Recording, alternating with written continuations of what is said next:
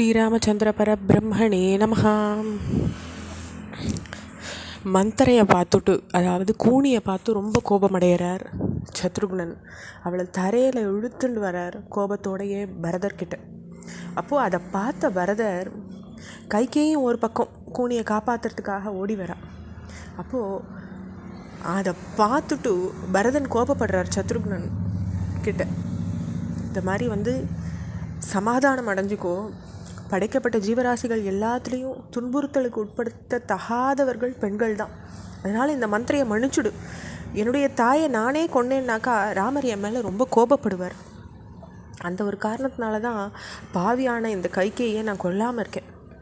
இந்த கூனியை நம்ம கொன்னோம்னு தெரிஞ்சால் கூட ராமர் உன்கிட்டயோ என்கிட்டயோ முகம் கொடுத்து கூட பேச மாட்டார். அதனால் இவ்வளோ விட்டுடுன்னு சத்ருக்னன் கிட்ட பரதன் எடுத்துரைக்கிறார். இப்படி பரதன் சொன்னதை கேட்டு சத்ருக்னன் அந்த கூனியை விடுவிச்சுடுறார்.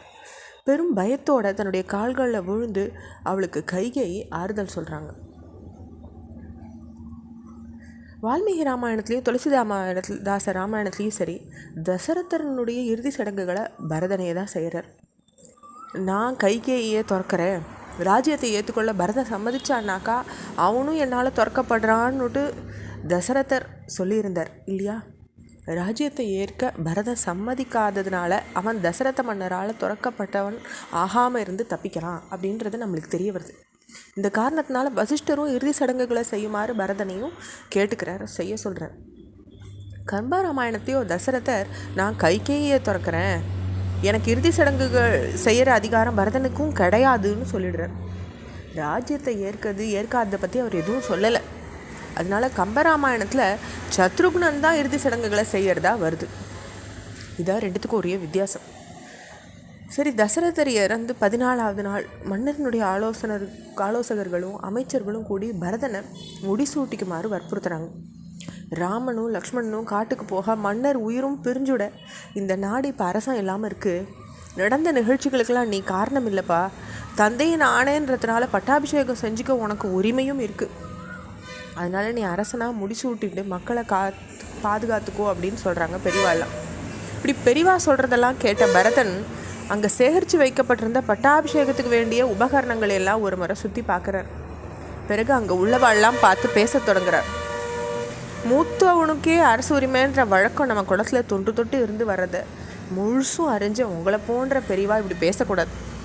ராமர் தான் மூத்தவர், அவர் தான் பூமியை ஆளணும். நான் காட்டில் 14 வருஷங்கள் வாழ்வேன். முதல் காரியமாக காட்டுக்கு போய் ராமரை அழிச்சுட்டு வரணும். பட்டாபிஷேகத்துக்குரிய சாதனங்கள் உபகரணங்கள் எல்லாம் வண்டியில் ஏற்றி வைக்கப்படட்டும். ராமரை கௌரவிக்கிற வகையில் பெரும் பட அனுபவிக்கப்படட்டும்.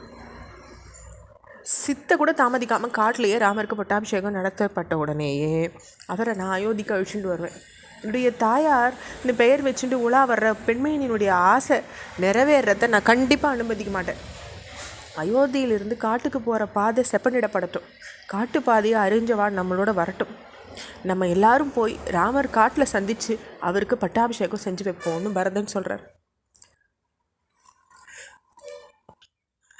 இப்படிலாம் பரதன் பேசினதை பார்த்து அங்கேருந்த பெரியவாள்லாம் ரொம்ப மகிழ்ச்சி அடைகிறான். மூத்த சகோதரனான ராமனுக்கு தான் பட்டம்னு சொல்கிற உன்னோட என்றைக்குமே மகாலட்சுமி வாசம் செய்வாப்பான்னு வாழ்த்துறாங்க. பரதரும் மன நிகழ்ந்து ஆனந்த கண்ணீர் சொரிகிறார். எல்லார் மனசுலேயும் மகிழ்ச்சி நிலவருது. அப்போ சில அமைச்சர்கள் பரதனை நெருங்கி பாதை அமைக்கவும் மற்ற பணிகள் செஞ்சு முடிக்கவும் தொழில்நுட்பம் அறிஞ்ச வல்லுநர்கள்கிட்ட பொறுப்பு ஒப்படைக்கப்பட்டிருக்குன்ற செய்தியை சொல்கிறாங்க. பாதைகளை செப்பனிடுபவர்கள், நிலத்தடியில் நீர் இருக்க இடங்களை கண்டுபிடிக்கிறவா, அணை கட்டுறவா, ஆறுகளை கடக்க படகுகள் செய்கிறவா போன்ற பல தொழில்நுட்ப வல்லுநர்கள் மும்முரமாக வேலை செய்கிறாங்க. கங்கை கரைக்கு பாதை அமைக்கிறாங்க. ராமரை திரும்பி அழிச்சுன்னு வரைச்சி அந்த பயணம் விமர்சையாக இருக்கணுன்றதுக்காக பரதனிட்ட உத்தரவுகளை ஏற்று இப்படியெல்லாம் செயல்படுறாங்க அங்கே இருந்தவா. இதுக்கிடையில் அமைச்சர்களும் பெரிவாளும் வசிஷ்டர் தலைமையில் ஒன்று கூடி அரசுரிமையை ஏற்றுக்குமாறு பரதனை மீண்டும் வற்புறுத்துறாங்க. ராமருக்குரிய ராஜ்யத்தை நான் ஏற்கிறதுன்றது பெரும் பாவமாக இருக்கும்னு பரதன் மீண்டும் மறுத்துடுற. திட்டமிட்டபடி காட்டுக்கு போய் ராமரை மீண்டும் அழிச்சுட்டு வருவேன்.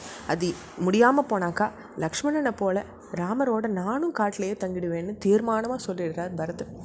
என்னுடைய தொடர்ச்சியை நம்ம அடுத்த பகுதியில் பார்க்கலாம். ஸ்ரீராமச்சந்திர பரபிரம்மணே நமஹ.